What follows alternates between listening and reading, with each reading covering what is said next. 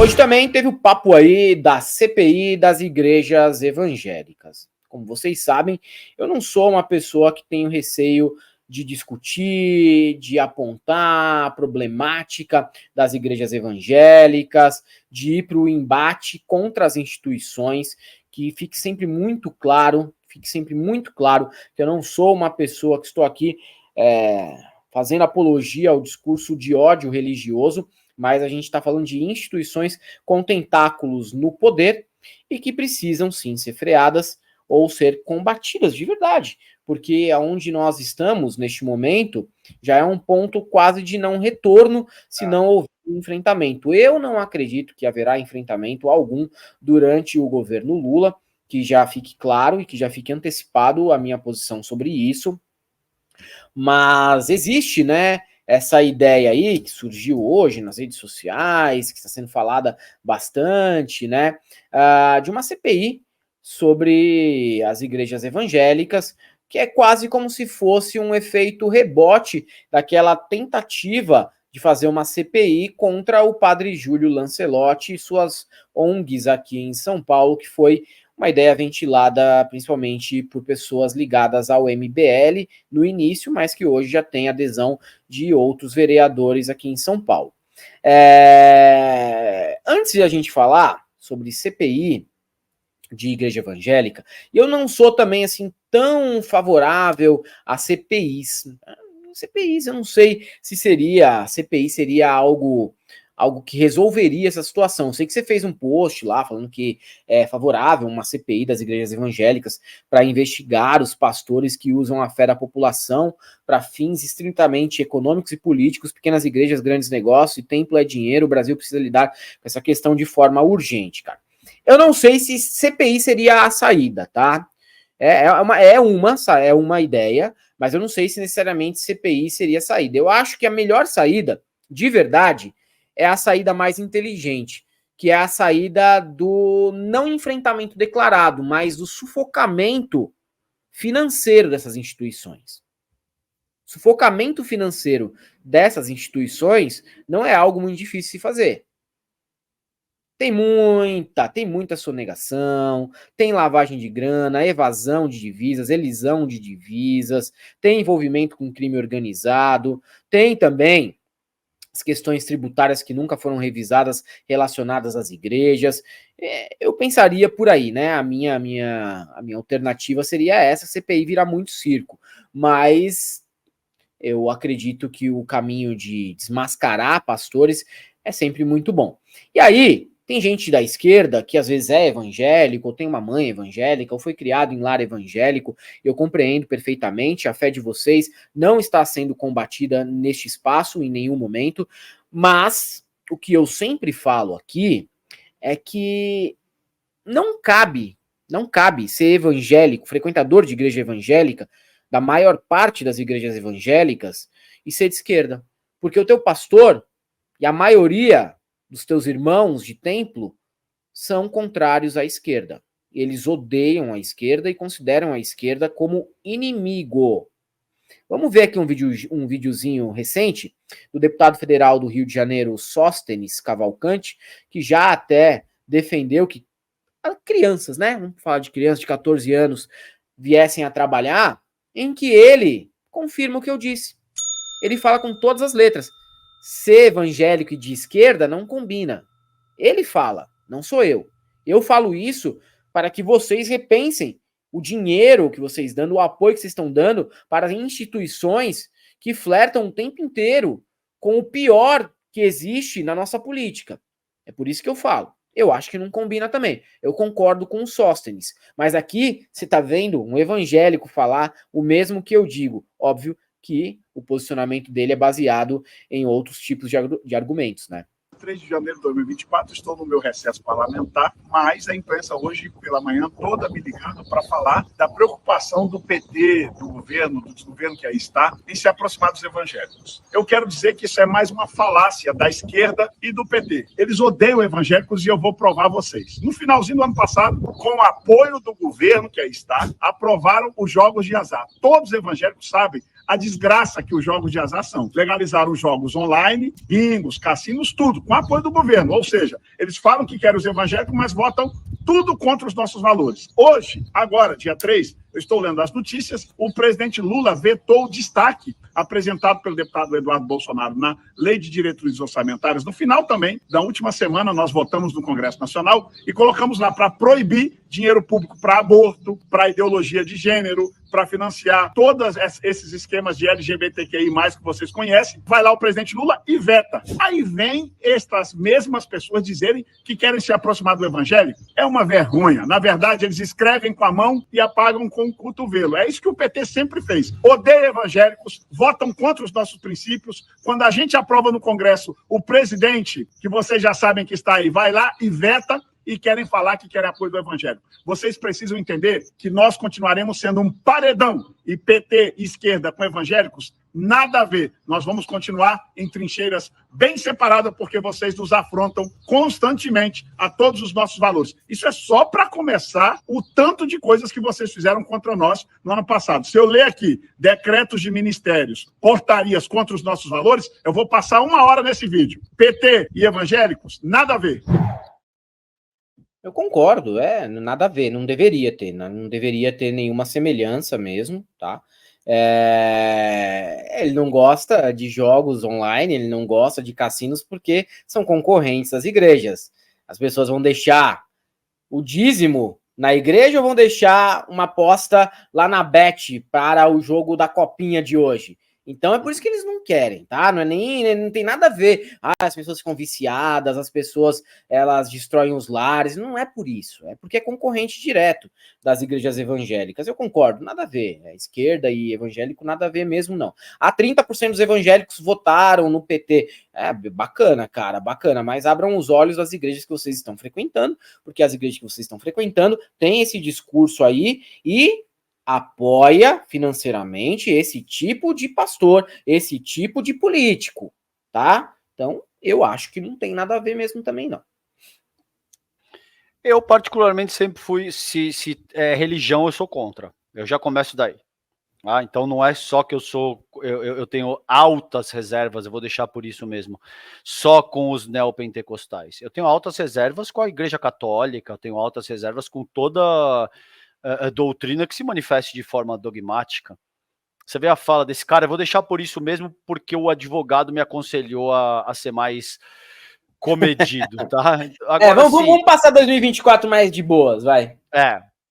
Agora, você vê a empáfia desse cara? A forma como ele se refere à comunidade LGBTQIA+, a forma como ele se conduz, eles se acham superiores. Eles se acham moralmente superiores. E depois não entende porque parte da população se revolta contra isso. Então, assim, quem é você, meu caro, para se conduzir dessa maneira, como se outros seres humanos fossem moralmente inferior aos nossos valores? Porque o cara é gay, porque a menina é lésbica.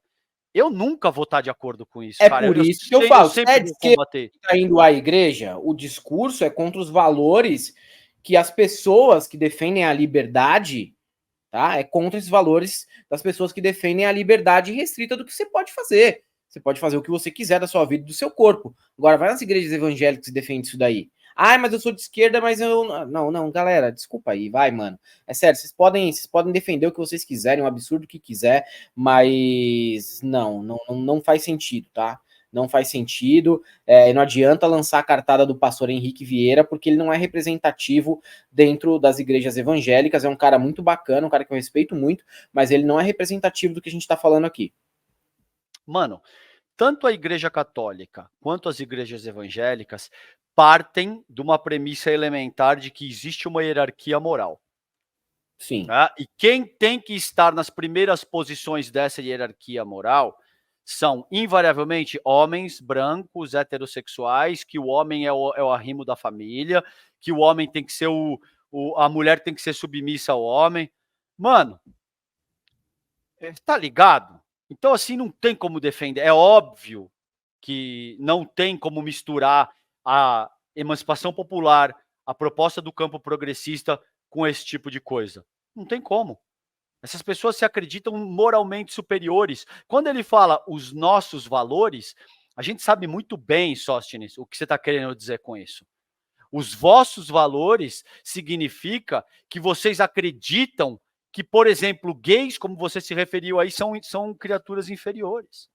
Sim. Entendeu? E que, portanto, devem ser execradas. Eu nunca vou aceitar isso a título de eu não estou criticando a religião do cara. Tô criticando a sua religião, sim, mano. Tô criticando essa porra, entendeu? Por quê? Porque a tua religião é dogmática e coloca outros seres humanos abaixo da linha da humanidade. E essas pessoas podem ser mortas, como com frequência são. Então é esse tipo de mortes motivadas muitas vezes por conta desse discurso.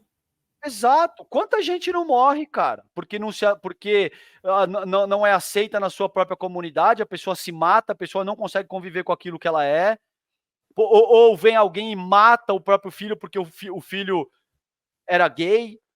Isso resulta em mortes. E você tem figuras como essa que se sentem confortáveis em vomitar esse tipo de ideologia. Falando abertamente. Ele falou abertamente, porque esse povinho aí é LGBT e não sei o quê. Entendeu? Então, assim... a forma como ele fala já inferioriza os LGBTs, ele já inferioriza uma camada da sociedade, que acaba sendo marginalizada por conta do discurso dele. Exato. E essa é a primeira premissa, desumanizar é a primeira premissa para eliminar quem quer que seja, Helder. Quando você começa a ver esse tipo de coisa, que gays são inferiores, que mulheres têm que estar submissa, que negros são inferiores, isso é um discurso eugenista, meu caro. Isso é o substrato filosófico de todos os regimes totalitários que ascenderam durante a primeira metade do século passado. Só que no Brasil tem o verniz religioso. É isso. Eu nunca vou estar alinhado com isso a título de, não, eu não estou criticando. Estou criticando a religião, sim. Estou criticando a religião evangélica, estou criticando a religião católica, estou criticando qualquer outro tipo de religião e filosofia que, para todos os efeitos, estabeleça qualquer tipo de hierarquia moral no sentido de desumanizar quem quer que seja. Isso não serve para mim. E enquanto eu tiver energia para ficar de pé, eu vou combater esse tipo de gente, cara. Eu concordo, né? Até porque nem você, nem eu temos que fazer cálculo político, porque a gente não pertence à política institucional. Que um deputado faça esse cálculo é completamente compreensível. Um vereador, um governador, se reserve a posição de não fazer uma crítica, como muitos se reservam, beleza. O pessoal pode perder voto. Eu não tenho voto. Eu não preciso evitar de externar um pensamento que eu tenho, né, uma convicção que eu tenho sobre a problemática que é os tentáculos da igreja no poder dentro do Brasil. E ontem ainda a gente teve aquela fala da Fernanda Torres, né, sobre as igrejas ocuparem o lugar do Estado no Brasil. Uma fala que eu ontem até comentei aqui, que ela não é problemática em si. Ela não é problemática, mas ela despreza a origem, os impactos, a organização dos evangélicos dentro do Estado brasileiro. Até teve hoje um fio do Teteu de Moura que é muito bom. É um fio mais completo em cima disso que eu disse. Eu quero até ler para vocês aqui, que é muito bom o fio do Teteu de Moura. Eu compartilhei lá no Twitter, e ele fala mais ou menos algo que eu falei, completando ainda de uma maneira um pouco mais robusta o que eu comentei ontem aqui sobre a fala da Fernanda Torres. Bom, o ponto central da Torres é bom para uma global, e acho que isso que gera tanta comoção. Ela tem mais ciência do mundo que ocupa do que a classe dela. Mas há problemas inegáveis que eu queria apontar aqui. Aí diz aqui o Teteu de Moura: o discurso de que a igreja não merece a crítica que recebeu antes é descabida. As ações em comunidades são a custo do aumento de um pensamento conservador organizado na sociedade. Da mesma forma que as igrejas ocupam um lugar socialmente relevante que antes pertencia aos terreiros. As igrejas roubaram esses espaços e trouxeram tudo que há de pior no reforço da perspectiva colonialista do cristianismo ocidentalizado, mas tudo sempre com suas particularidades, e isso me traz ao segundo problema. O evangelismo sincrético já existe, ele se chama evangelismo mesmo. O boom dos crentes se deu mesmo graças ao Universal levar para o neopentecostal a incorporação das religiões afro. A possessão dos cultos é basicamente a demonização das entidades da macumba. O sincretismo evangélico é isso, uma forma de devorar predatoriamente a cultura alheia. Hoje a igreja é forte em favela porque lá atrás se apropriou da cultura preta para criar sua versão conservadora e ultramaterialista. Esse ponto da Torres é desconexo da realidade. Uma outra questão é a fala dela de que o morro se armou. Além da afirmação em si ser muito problemática, o que ela quer dizer é desconexo do contexto social do Rio. Na época dos normais, as bocas já eram belicizadas e cheias de fuzil e com PM fazendo muita chacina. Isso é literalmente o grande marco da redemocratização. Isso é a realidade há muitas décadas, e talvez o ponto final de que me incomoda é que ela não percebe ao fim o quão triste é o fato de que temos que voltar 80 casas e deixar para lá a utopia das liberdades, o fato de a realidade ser tão dura e ter recrudescido tanto ao ponto de que o conservadorismo tenha crescido em proporção à miséria, isso é tão cruel. O fim ou o adiamento do sonho é uma sina muito maior do que a alienação de uma elite intelectual da Zona Sul. Deveríamos, sim, poder sonhar com os avanços de direitos outros e não termos que nos preocupar com feminicídios. O sonho deveria ser de geral, porque o mundo deveria estar melhor para geral, o que, claro, é utópico, porque vivemos no capitalismo e em sua periferia só o socialismo resolve o mal central que nos assola. E depois ele faz aqui alguns adendos, né? Ele fala que, de fato, o primeiro boom evangélico foi com a Assembleia e não com a Universal, que foi uma fase posterior do avanço evangélico no Brasil, já sob o neopentecostal. Evangélico é uma categoria ampla e que não constitui uma religião apenas, mas um conjunto de religiões com crenças em comum, mas divergências em vários pontos entre si, muitos deles só de política em disputa por hegemonia e influência econômica também.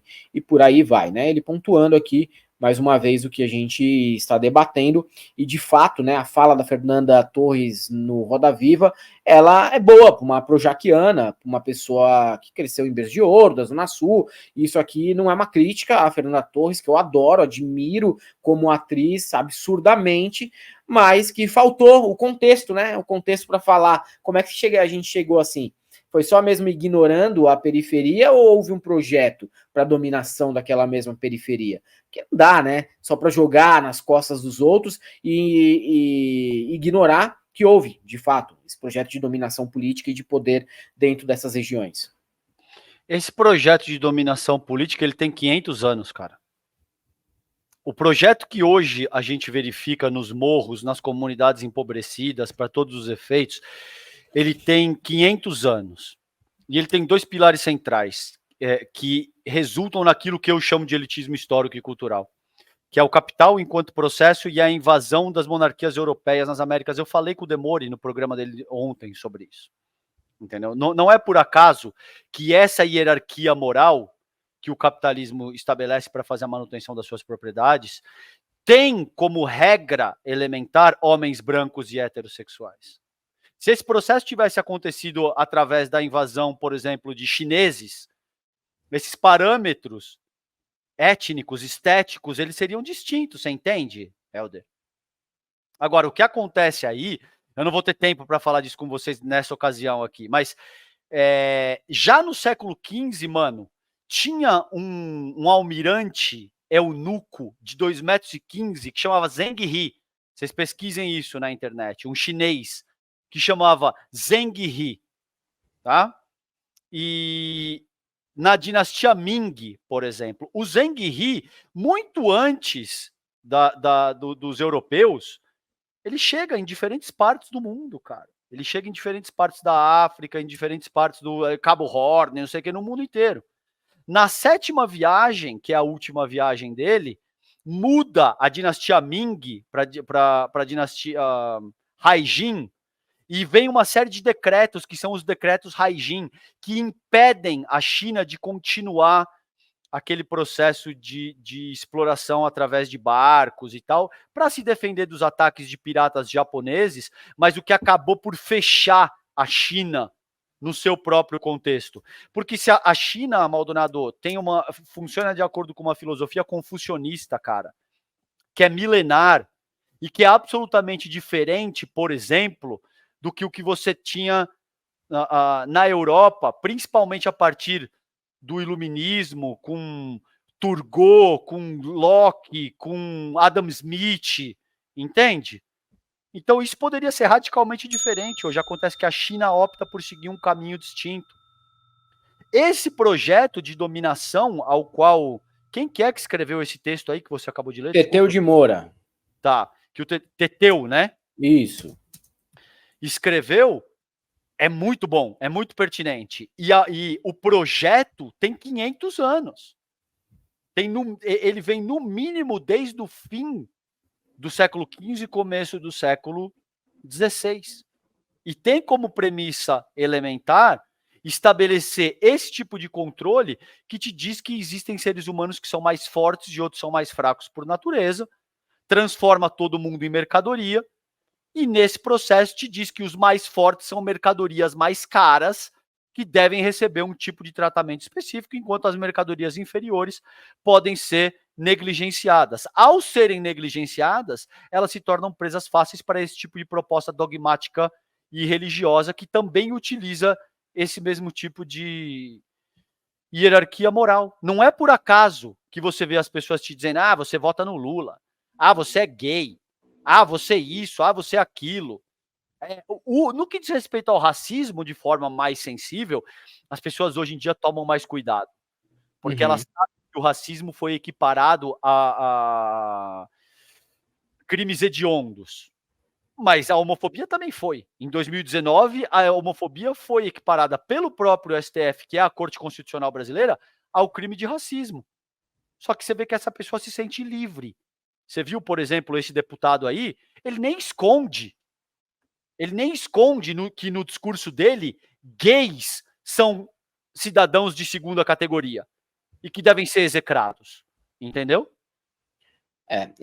Ao apontar a suposta, né, na visão dele, degeneração de uma camada da sociedade aí, de um recorte da sociedade, às vezes os caras, eles não percebem, né, mas eles dão aquela resvaladinha, assim, na eugenia, né, sem querer, tipo, dá uma resvaladinha, né, de leve, sabe, assim, ó, sabe quando você sai pela tangente e acaba se sujando um pouquinho na caixa de brita, na Fórmula 1, é tipo isso, o cara não vai percebendo, mas quando ele vê, velho, ele tá resvalando em alguns crimes contra a humanidade, numa fala de 1 minuto e 50 segundos. Sem perceber, não sei se sem perceber. Às vezes sim, sem perceber, mas muitas vezes já com um discurso de caso pensado, né? Então é bastante problemática essa fala dele, além de tudo. Parece totalmente. Que não, mas é uma fala clichê do evangélico. É um clichê, mas é um clichê criminoso. É um violento, clichê, mas é um clichê violento. É um clichê, mas é um clichê que marginaliza as pessoas. Tá? A gente vai se acostumando e esse costume ele acaba nos deixando adormecidos, né? Dormentes aos absurdos. A gente ouve o absurdo, mais um absurdo desse. Só que um absurdo desse aí é pra chocar sempre.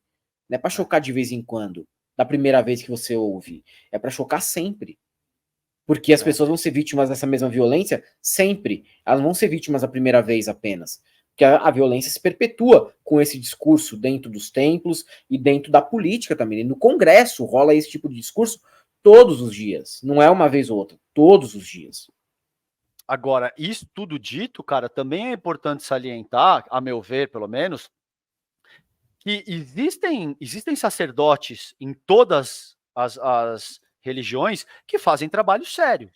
Você tem o Padre Júlio, que, ao meu ver, faz um trabalho sério. Você tem o Frei Beto, que, ao meu ver, faz um trabalho sério. Você tem o pastor Henrique Vieira, que faz um trabalho sério. Então, em qualquer doutrina, em qualquer religião que você eventualmente busque, você vai achar as pessoas que aplicam aquilo que eu, pelo menos, entendo ser a palavra de Jesus Cristo, Helder, que é compaixão, que é tolerância, que é amor. Agora, utilizar a palavra do Cristo para falar que gay é inferior, mano, utilizar a palavra do Cristo para falar que mulher tem que ser submissa, dá licença, mano. Realmente, quem tem estômago para aceitar, para aturar, beleza, parabéns aí para vocês. Vocês são muito virtuosos, estão muito acima da gente, porém nós ficaremos nessa posição rasteira dentro da sociedade e não aceitaremos, já que alguns talvez nos enxerguem assim, né, Calejão? Mas não tem problema não, cara, a gente mantém, é só mais um dia após o outro dia aqui nas nossas vidas.